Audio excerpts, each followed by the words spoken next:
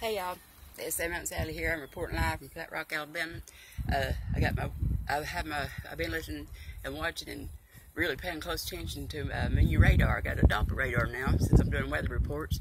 It's sponsored by Author It Is for arthritis.com. And I've been paying real close attention to it. I'm telling y'all what, folks, we're fixing to get us a blizzard back like 93 was. We're talking snowed in, probably multiple weeks without power, water. Oh dear God, forget the milk and bread, people. Trust me, forget the milk and bread. I had done been to the valley, and it is bad. Sally, this is just a boat wheel, you know what I'm saying? So look here, it's going to be bad. They're calling for all kind of crap they come in here. We're talking about like it's gonna look like the Alpines, you know what I'm saying?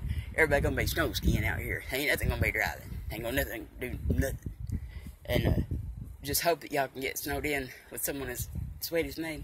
But if you can't, y'all be sure to take care of one another. Make sure the elderly's got wood. Make sure the young has guidance. And always be safe and be sweet.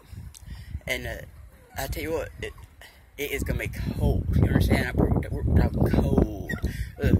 It's already at 57 degrees here.